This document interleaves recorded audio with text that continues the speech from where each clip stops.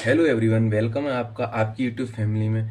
तो दोस्तों, आज से हमारा पॉलिटी का free complete foundation batch start हो रहा है। इस बैच की सबसे बड़ी खासियत ये है कि इसमें आपको नोट्स बनाने की कोई दिक्कत नहीं पड़ेगी, ना ही आपको नोट्स बनाने की ज़रूरत है। मैं आपके लिए जो मेरे खुद के नोट्स हैं उन नोट्स को पढ़ता हूँ, उनको समय समय पर अपडेट करता हूँ और उन नोट्स को पढ़कर याद कर कर मैं आपके लिए इसमें लिख रहा हूँ। और जो जितना ही मैं लिख रहा हूँ दोस्तों, जो पूरा कंप्लीट है, इसके बाहर कुछ नहीं रहेगा। आप भले सॉल्व करके एग्जाम के पेपर पीवाईक्यू सॉल्व करके देख सकते हैं। बस ये आपको नोट्स मिलेंगे तभी जब आप मेरे इस परिवार को, यानी आपके इस परिवार को सब्सक्राइब करेंगे और शेयर करेंगे। ठीक है दोस्तों, तो आज हम ये पढ़ेंगे भारतीय संविधान की विकास यात्रा। इसके अंतर्गत अपन पढ़ेंगे संवैधानिक विकास के चरण। संवैधानिक विकास के चरण के अंतर्गत अपन पढ़ेंगे भारत का संवैधानिक विकास। ठीक है ना, तो अपन पढ़ेंगे संवैधानिक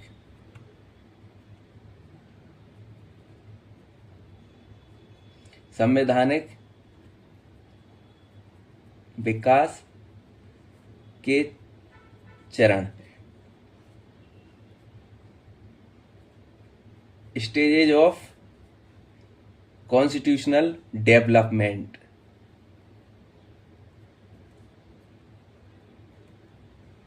आपको सब कुछ फ्री में मिलेगा दोस्तों, लेकिन उसके लिए आपको चैनल को सब्सक्राइब करना है और शेयर करना है। ठीक है ना, क्योंकि अभी मैंने देखा, मैंने बहुत वीडियो डाल दी, मेरे अच्छे खासे व्यूज आते हैं, लेकिन आप लोग बस वीडियो देख लेते हो, देखने के बाद आप लोग इसको शेयर नहीं करते हो। बस ये सबसे बड़ी परेशानी है, और ना ही आप इसको सब्सक्राइब करते हो। लेकिन कोई बात नहीं, आप करेंगे जरूर, मुझे मालूम, भरोसा है मुझे। भारत का संवैधानिक विकास, आप मेरी राइटिंग देख सकते हैं, एक नंबर है। भारत का संवैधानिक विकास। अब भारत का संवैधानिक विकास को अपन लिखेंगे कॉन्स्टिट्यूशनल डेवलपमेंट ऑफ इंडिया। तो इसको आप इतना तो पढ़े लिखे हो ही, ठीक है, लेकिन फ्री में लिख देता हूं।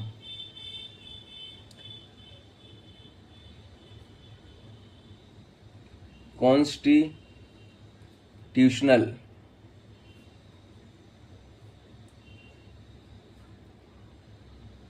Development of India. ठीक है, कॉन्स्टिट्यूशनल डेवलपमेंट ऑफ इंडिया। अब इसके अंतर्गत इसका जो विकास हुआ था भारत का, वो 2 चरणों में हुआ था दोस्तों। क्यों? क्योंकि आपको ही मालूम है कि हमारे देश में ब्रिटिश जो व्यापारी थे, यानी ब्रिटिश ईस्ट इंडिया कंपनी थी। ठीक है, ब्रिटिश ईस्ट इंडिया कंपनी थी, वो एक ट्रेडिंग कंपनी थी, यानी एक व्यापारिक कंपनी थी, जिसने भारत में जो शासन किया था वो 1773 से लेकर 1853 तक डायरेक्ट शासन किया था। लेकिन 1853 तक करने के बाद, उसके बाद जब 1858 से लेकर 1947 तक, 1858 से लेकर 1947 तक भारत का जो संवैधानिक विकास हुआ था, वो संवैधानिक विकास दोस्तों, वो संवैधानिक जो विकास हुआ था वो ब्रिटिश क्राउन के अंतर्गत हुआ था। ठीक है ना, तो अपन उसी चीज को पढ़ रहे हैं। तो इसमें पहले अपन जो लिखेंगे वो लिखेंगे ब्रिटिश ईस्ट इंडिया कंपनी के अंतर्गत, ब्रिटिश ईस्ट इंडिया कंपनी के अंतर्गत पारित अधिनियमों द्वारा। क्योंकि आपको ही मालूम है, आज का समय हो या कहीं पिछला समय हो या राजा महाराजाओं का समय हो, आपने माला हो, सब अपने अपने अनुसार अधिनियम पारित जरूर करते थे। क्यों? क्योंकि अधिनियम आने के बाद उसको पर्टिकुलर तौर पर फॉलो किया जाता था। अब मुंह से कह दिया, कोई मानेगा कोई नहीं मानेगा, लेकिन जब अपन ने अधिनियम लागू कर दिया तो उसको 100% व्यक्ति मानेगा। ठीक है ना। अब ये था ब्रिटिश क्राउन के अंतर्गत, यानी ब्रिटिश जो ताज था, ब्रिटिश ताज, इसको हम क्राउन भी लिख सकते हैं। सब आपके लिए मैं इसलिए इस सेशन को लाया हूं, और ये सेशन ऐसे ही चलता रहेगा रेगुलर। ठीक है ना, बंद नहीं होगा। और बस इसकी ड्यूरेशन जब ही बढ़ेगी, ड्यूरेशन का मतलब ये है कि अभी ये थोड़ा कम समय के लिए रहेगा, लेकिन इसकी ड्यूरेशन जब ही बढ़ेगी जब आप इसको शेयर करेंगे और सब्सक्राइब करेंगे। इसके अलावा कुछ नहीं चाहता हूं दोस्तों मैं, क्योंकि इसमें आपका पैसा तो लगता नहीं है।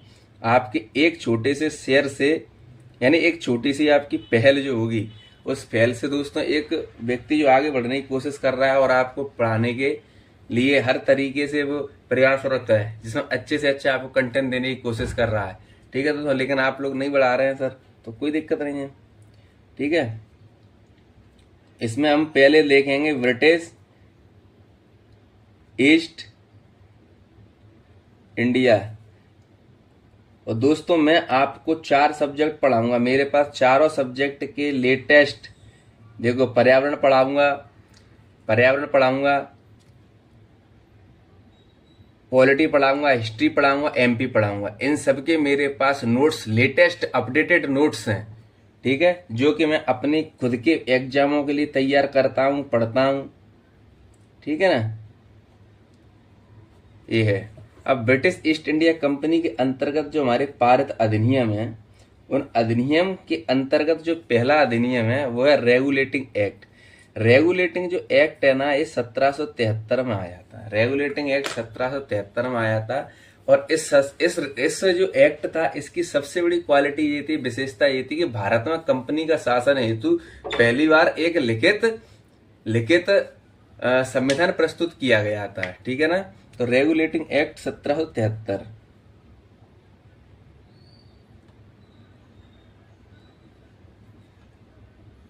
Regulating act 1773।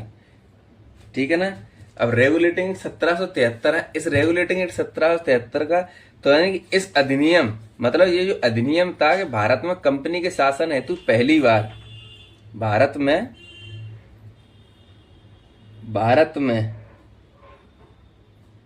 कंपनी यानी मैंने बोला ना, ये ट्रेडिंग कंपनी है, ये यानी ये व्यापारिक कंपनी है।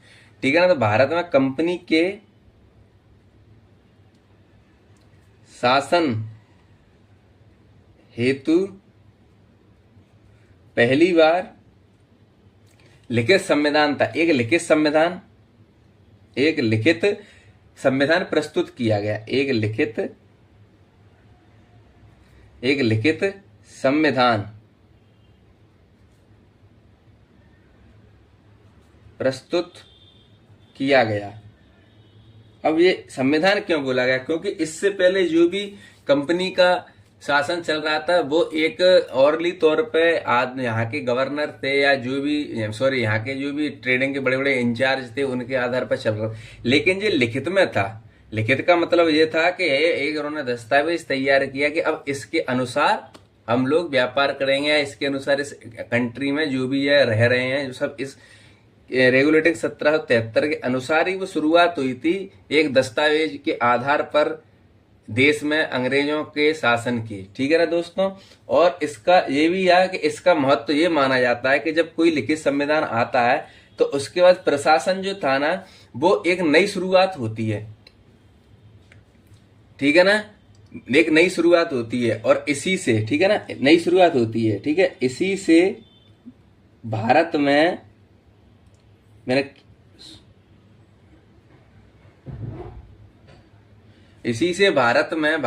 कंपनी के प्रशासन का इसी से भारत में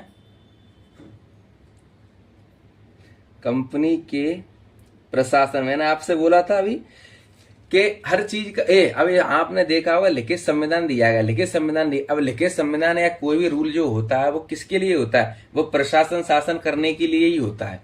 ठीक है ना, वो प्रशासन शासन करने के लिए ही होता है। ठीक है, तो उस पर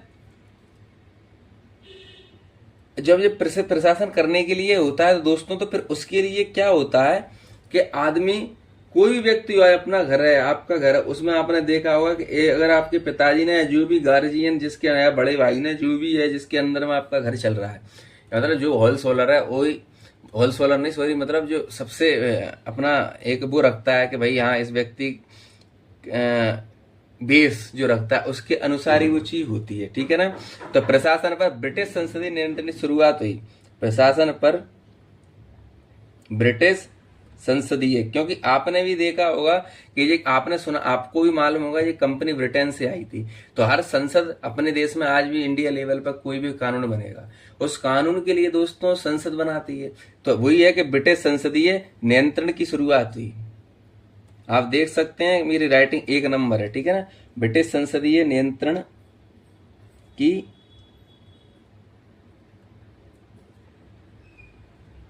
शुरुआत हुई, ठीक है ना। ब्रिटिश नेशनल संसद नियंत्रण की शुरुआत हुई। अब इसमें जो लिखा गया ब्रिटिश संसदीय नियंत्रण, यानी ब्रिटिश, मैं आपको हाईलाइट कर रहा हूं ब्रिटिश संसदीय नियंत्रण। अब इतना बड़ा इंडिया था, उस इंडिया में जब ब्रिटिश संसदीय नियंत्रण की जब शुरुआत होगी तो क्षेत्रवाइज कुछ ना कुछ तो वो करेंगे। तो उन्होंने क्या किया था, जो बंबई और मद्रास प्रेसिडेंसी थी को कलकत्ता प्रेसिडेंसी के अधीन किया गया था, ठीक है ना। अब इसके द्वारा किए गए कार्य अपना समझ लें या प्रावधान। अब इसके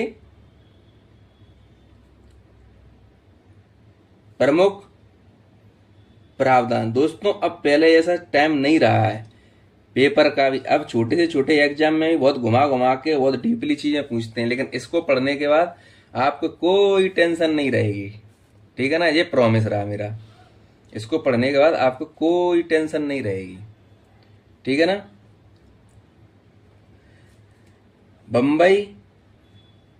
बंबई जिसको वर्तमान में मुंबई बोलते हैं और मद्रास जिसको वर्तमान में चेन्नई बोलते हैं, ठीक है ना। तो बंबई और मद्रास प्रेसिडेंसी को कलकत्ता व वर्तमान में कोलकाता बोलते हैं, ठीक है ना। तो बंबई तथा मद्रास प्रेसिडेंसी को कलकत्ता प्रेसिडेंसी के अधीन कर दिया गया, कलकत्ता प्रेसिडेंसी के अधीन कर दिया गया। अब कलकत्ता प्रेसिडेंसी के अधीन कर दिया गया तो इसका जाहिर सी बात है कि यहाँ पे कोई ना कोई बड़ा व्यक्ति या कोई बड़ी परिषद होगी जिसके अंतर्गत कोई चीज होगी, यानी आप किसी व्यक्ति के अंतर्गत हैं तो आप उसी आधार पर होंगे जब आपको वहां पे अपने से बड़ा नेतृत्व मिलेगा, ठीक है ना। तो कलकत्ता प्रेसिडेंसी के अधीन करने का जो मेन कारण था वो ये था कि कलकत्ता प्रेसिडेंसी में गवर्नर जनरल और 4 सदस्यों वाली परिषद के नियंत्रण में सरकार की स्थापना की गई, ठीक है ना। कलकत्ता प्रेसिडेंसी में गवर्नर जनरल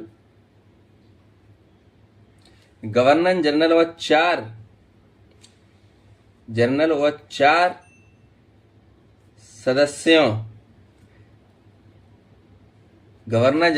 सदस्यों वाली परिषद यानी काउंसिल।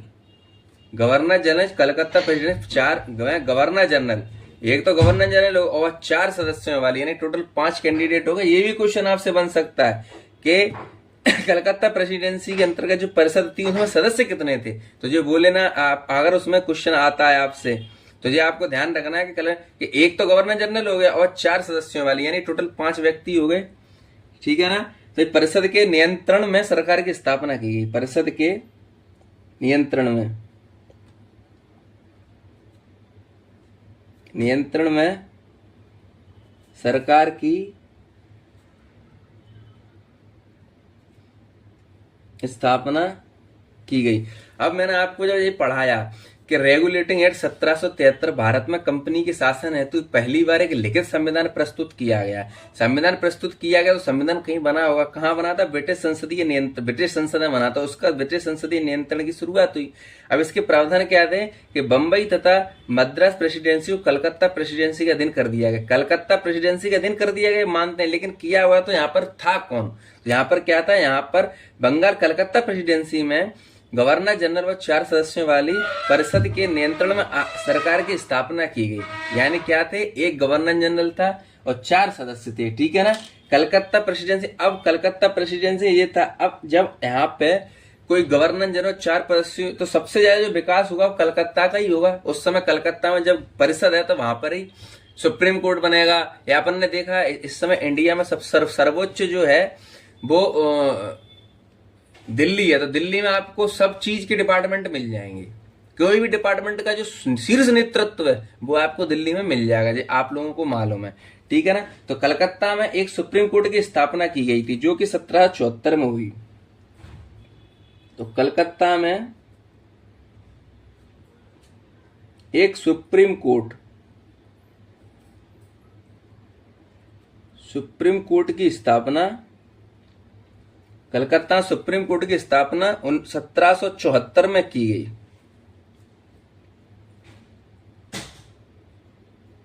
ठीक है। अब कलकत्ता सुप्रीम कोर्ट की स्थापना 1774 में की गई।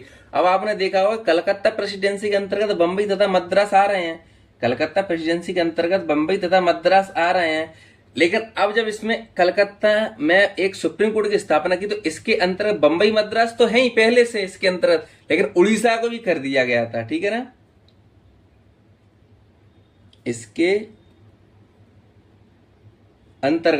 इसके अंतर्गत बंगाल, बिहार, उड़ीसा को, बंगाल, बिहार, उड़ीसा शामिल थे।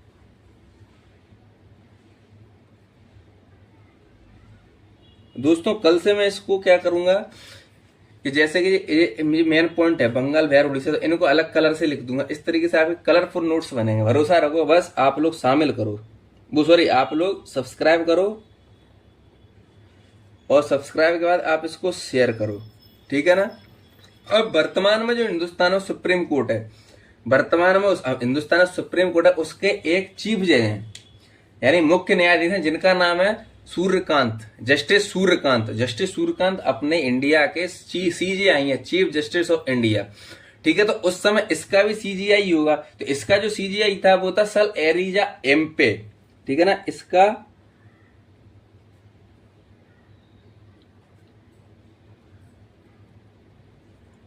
मुख्य न्यायाधीश, अब आप यहाँ पे मुख्य न्यायाधीश का मैं नाम जो लिख रहा हूं सर एलिजा एम्पे लिख रहा हूं।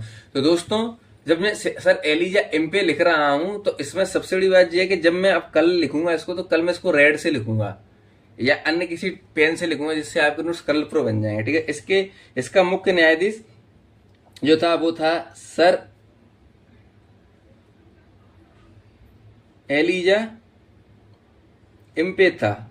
ठीक है ना। अब वर्तमान में भारत में जो सुप्रीम कोर्ट है उस सुप्रीम कोर्ट में सर सूर्यकांत त्रिपाठी साहब है। तो जो उस समय का जो सुप्रीम कोर्ट था कलकत्ता उसका जो सीजीआई था एलिजा एम्पे। तो वर्तमान में भारत में 33 कौन है, अन्य वो है क्या बोलते हैं न्यायाधीश जो उसमें बैठते हैं, किसमें, सुप्रीम कोर्ट में बैठते हैं, माननीय सुप्रीम कोर्ट में बैठते हैं। तो इसी प्रकार से जब आज भी चीफ जस्टिस है उसके अलावा अन्य न्यायाधीश हैं, तो उसी समय भी चीफ जस्टिस था, उसके अलावा अन्य न्यायाधीश थे। तो अन्य न्यायाधीश जो थे वो थे चैम्बर्स, लेमेस्टर और हाइड। ठीक है। अन्य न्यायाधीश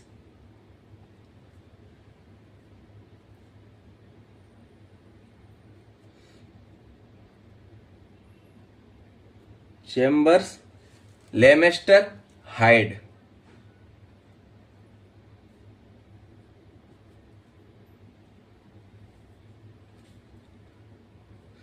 थे। ठीक है ना। अब आपको यहां पे क्वेश्चन में बताऊं कैसे बनेगा। इस 3 पॉइंट से क्वेश्चन कौन सा बनेगा कि कलकत्ता में सुप्रीम कोर्ट की स्थापना कब की गई, 1774 में। यहां से एक क्वेश्चन यही बनेगा कि भारत में पहला सुप्रीम कोर्ट कहां बना था, कलकत्ता में। भारत का पहला सुप्रीम कोर्ट की स्थापना किस सन में की गई थी, 1774 में। भारत का सुप्रीम कोर्ट था उसके अंतर्गत क्या क्या शामिल था, बंगाल, बिहार, उड़ीसा थे। भारत के सुप्रीम कोर्ट में जो प्रथम जो न्यायाधीश थे वो कौन थे, सर एलिजा एम्पे थे। इसके अलावा भारत में जो प्रथम सुप्रीम कोर्ट था उसके अन्य न्यायाधीश कौन थे, कितने थे, अन्य न्यायाधीश थे टोटल 3, जिसके अंतर्गत चैम्बर्स थे, लेमेस्टर थे, हाइड थे। इसके अलावा एक क्वेश्चन और बनेगा कि भारत के प्रथम सुप्रीम कोर्ट, भारत का जो प्रथम सुप्रीम कोर्ट कलकत्ता बना था उसमें कुल कितने न्यायाधीश थे, क्योंकि ये मुख्य न्यायाधीश है एलिजा एम्पे, ये अन्य न्यायाधीश है लेकिन है तो ये भी न्यायाधीश, तो कुल न्यायाधीश की गिनती आएगी तो उसमें 4 हो जाएंगे, एलिजा एम्पे, चैम्बर्स, लेमेस्टर और हाइड। ठीक है दोस्तों।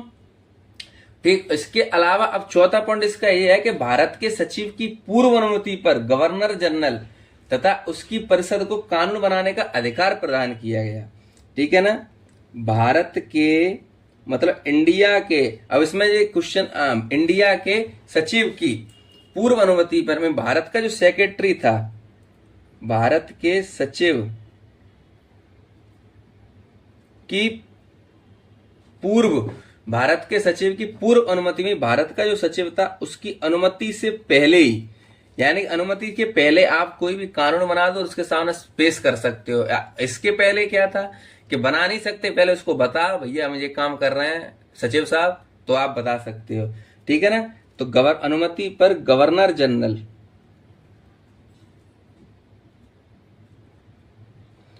भारत के सचिव की पूर्व अनुमति पर गवर्नर जनरल तथा उसकी परिषद, तो आपको ध्यान रखना है कि गवर्नर जनरल जो था उसकी जो परिषद थी उसमें कितने सदस्य थे, उसमें सदस्य थे 4 सदस्य। तो यानी ये आईएमपी क्वेश्चन है दोस्तों, 4 सदस्य थे, तो 4 सदस्य कानून बनाने का अधिकार प्रदान किया गया, को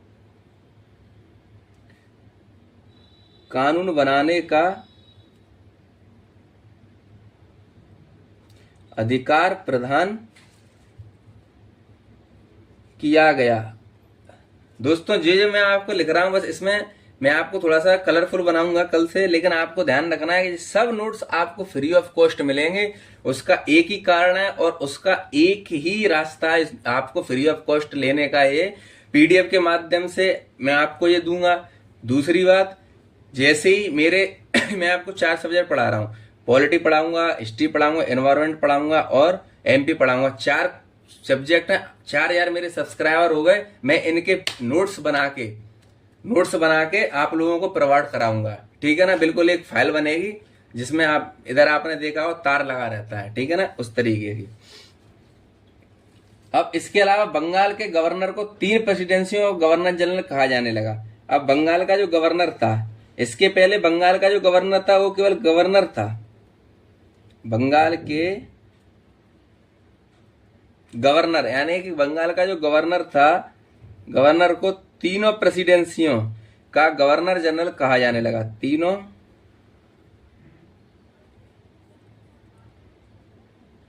प्रेसिडेंसियों का गवर्नर जनरल कहा जाने लगा।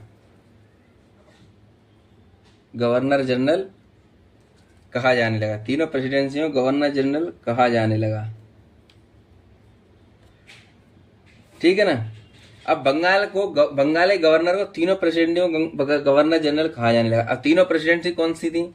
1 2 3, 1 2 3, ठीक है ना। इसका गवर्नर जनरल कहा जाने लगा। इस एक्ट के तहत बंगाल के प्रथम गवर्नर जनरल जो बने वो लॉर्ड वॉरेन हेस्टिंग थे। अब इसमें क्या बोला गया है कि इस बंगाल के गवर्नर को तीनों प्रेसिडेंसियों का गवर्नर जनरल कहा जाने लगा। तो यानी कि जो पहली बार ही तो बना हुआ गवर्नर जनरल, गवर्नर से गवर्नर जनरल पहली बार बना हुआ। तो जो बना था पहली बार, जो गवर्नर जनरल बना था वो था जो गवर्नर जनरल था लॉर्ड वॉरेन हेस्टिंग, ठीक है ना। तो बंगाल का प्रथम यानी कि first governor general of Bengal, governor general जो था वो था लॉर्ड वॉरेन हेस्टिंग। ये बहुत आईएमपी क्वेश्चन है। लॉर्ड वॉरेन हेस्टिंग था। इस एक्ट के तहत कंपनी के कर्मचारियों को निजी व्यापार और भारतीय लोगों से उपहार रिश्वत लेने को प्रतिबंध कर दिया गया था, ठीक है ना। ये जो आया था ना, इस कानून से पहले यानी रेगुलेटिंग 1773 से पहले जो कंपनी थी उसके जो कर्मचारी थे वो कंपनी से वेतन लेते थे, कंपनी का व्यापार, उसके अलावा वो अपना ही व्यापार बढ़ाते थे। लेकिन इसके बाद क्या हुआ था, इस एक्ट के बाद कंपनी के कर्मचारी थे उनको निजी व्यापार पर बंद कर दिया गया था। और वो क्या करते थे, किसी बाहर, ऐसा आपने भी देखा होगा कि आप किसी भी व्यक्ति का काम कर दो तो वो व्यक्ति आपको सम्मानित कर देगा, यार चलो अच्छा रहा, भाइयों में मिठाई खिला देगा, माला पहना देगा, ज्यादा ज्यादा फोटो खिंचवा लेगा। आजकल वैसे ही सेल्फी का जमाना है, ठीक है ना दोस्तों। तो उस आधार पर जो कंपनी के कर्मचारी थे वो क्या निजी व्यापार करते थे और भारतीय लोगों के उपहार रिश्वत लेने के वे रिश्वत लेते थे, तो उसको वो प्रतिबंधित कर दिया। क्योंकि उपहार ये है कि मैंने भाई किसी व्यक्ति का काम करा दिया, अब मैंने उससे उपहार ले तो रिश्वत ही तो तभी तो मैंने काम करा, अन्यथा मैं क्यों कराता उसका काम, ठीक है ना। तो इस एक्ट के तहत कंपनी के कर्मचारियों को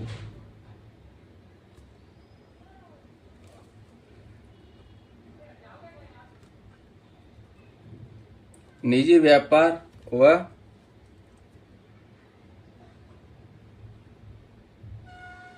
भारतीय लोगों से, उस समय पे आम इंसान तो थे नहीं, राजा महाराजा बड़े बड़े जमींदार थे, ठीक है ना, लोगों से रिश्वत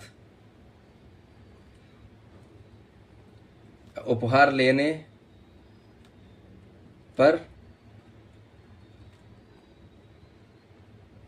प्रतिबंधित किया। अब क्यों किया होगा प्रतिबंधित? क्यों? क्योंकि होता नहीं यार, मैं तेरा काम सस्ते में करवा दूंगा, मैं तेरा काम ये करवा दूंगा, मेरी बहुत अच्छी लिंक है उनके यहाँ, ठीक है ना, इस तरीके का रहता है। बस कोई बात नहीं है, रहता है तो भैया बनने के हम अपने हिसाब से देखेंगे। हर आदमी का यही रहता है दोस्तों, चार पैसे के लिए आदमी बैठा है इस दुनिया में। अब इसके अलावा एक और पॉइंट जो बनता है, कंपनी पर ब्रिटिश कोर्ट ऑफ डायरेक्टर, यानी कंपनी की गवर्निंग बॉडी का नियंत्रण बढ़ गया है, ठीक है ना, तथा और अब भारत में इसके राजस्व, नागरिक और सैन्य मामलों की जानकारी ब्रिटिश सरकार को देना आवश्यक कर दिया है। यानी कि भारत का जो राजस्व है, नागरिक और सैन्य मामले जितने भी, कोई राजा महाराजा के हो सकते हैं, इन सब के हो सकते हैं, ठीक है ना, तो उसको क्या है, आपको ब्रिटिश सरकार को देना कंपलसरी हो गया, यानी अनिवार्य हो गया, ठीक है ना। ये कौन सा पॉइंट था अपना दोस्तों? ये अपना 7वां पॉइंट था, ठीक है। अब अपन पढ़ेंगे 8वां पॉइंट। ये जो नोट्स बनने हैं सब आप ही के लिए बनने हैं दोस्तों, मेरे पास तो सब चीज़ पहले से अवेलेबल है, तो सब चीज़ आपके यहाँ पहुँचा दूंगा मैं, तो बस ना आपका कोई खर्चा आएगा ना कुछ आएगा, बस आपका खर्चा एक ही चीज़ में आएगा, आप मेरे को शेयर करें मेरी जो ये कंटेंट को, ठीक है ना। अब कंपनी पर British court of director, company पर ब्रिटिश कोर्ट ऑफ, क्योंकि मैं जितना आपको यहाँ पढ़ा रहा हूँ ना उतना ही मैं आपको बोर्ड पे पढ़ाता हूँ। बोर्ड पे क्या है, आपको अलग से नोट्स बनाए, ये आपका बढ़िया काम चल रहा है, no tension. Board of director, board of director को क्या बोलेंगे? कंपनी के गवर्निंग बॉडी बोलेंगे।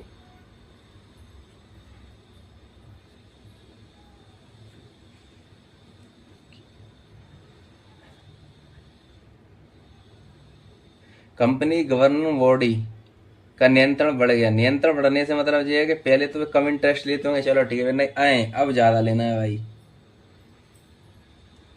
ठीक है ना, बढ़ गया। तथा अब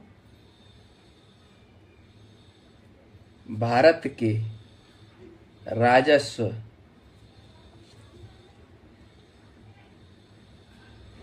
सैन्य मामले का मतलब ये टुकड़ियां लगी रहती थी सेनाओं की वो, और नागरिक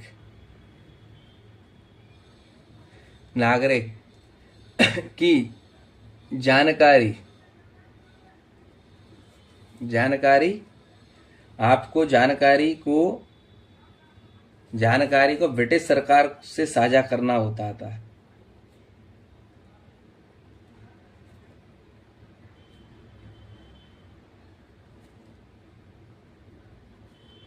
दोस्तों इससे ज्यादा मैं आपके लिए क्या कर सकता हूँ, आप जी बताओ। फिर भी आप अगर सब्सक्राइब नहीं कर, नो डाउट मेरे को हंसी इस बात पे आती है कि यार आप लोग मेरा वॉच टाइम बढ़वा रहे हो, आप लोग मेरा व्यूज बढ़वा रहे हो, बहुत खुशी की बात है मेरे को इस चीज़ की। लेकिन मेरे कम से कम भाई, जितने आप लोग मेरा वॉच टाइम बढ़ा रहे हैं ना, जितने लोग, और जितना आप मेरा व्यूज टाइम बढ़ा रहे हैं, आप थोड़ा सब्सक्राइब भी कर दो यार, 1 मिनट में क्या जा रहा है, ठीक है ना। क्यों? क्योंकि जो भी चीज़ चल रही है, ये सब चीज़ें पहली बात तो कोई करता नहीं है, ठीक है, और करता भी है तो उसके लिए पैसे देने पड़ते हैं, पहली बात। दूसरी बात कि आपको खुद ही लिखना पड़ता है, प्रिंटेबल नोट्स निकलवाओ, उनमें अलग दिक्कत, ठीक है ना। ये है जो भी मैं आपके लिए कर रहा हूँ, ये ऐसे ही चलता रहेगा दोस्तों। फ्री, आपको सब चीज़ फ्री में पढ़ाई जाएगी, जो भी मैंने आपसे बोला है वो सब चीज़ें मैं आपको फ्री में पढ़ाऊँ। सब चीज़ का मतलब जो मैंने आपसे बोला है, सभी सूचना क्राउन यानी ब्रिटिश ताज को देना सुनिश्चित किया गया।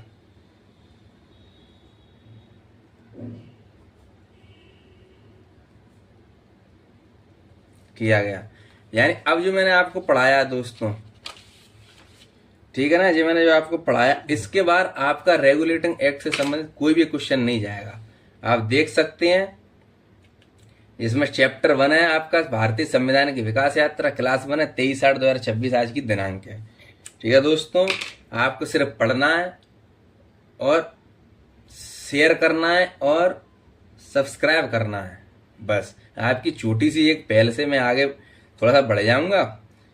यही वहाँ की आपकी यही फीस है, सब्सक्रिप्शन फीस है और शेयर फीस है, ठीक है। इसके बाद एक ही क्वेश्चन नहीं जाएगा। आप किसी भी परीक्षा का, कर्मचारी से लेकर अधिकारी यानी पीएससी की परीक्षा का भी देख सकते हैं, प्री का। हालांकि मेंस में भी 2-3 नंबर तक के जो क्वेश्चन आते हैं, 2 नंबर के 3, वो भी इससे बन जाएंगे। ठीक है दोस्तों, तो ऑल दी बेस्ट। मुझे उम्मीद है कि आप मेरे सब्सक्राइब, जो भी देखेगा मेरा सब्सक्राइब बढ़ाएगा और शेयर करेगा। ठीक है दोस्तों, ऑल दी बेस्ट।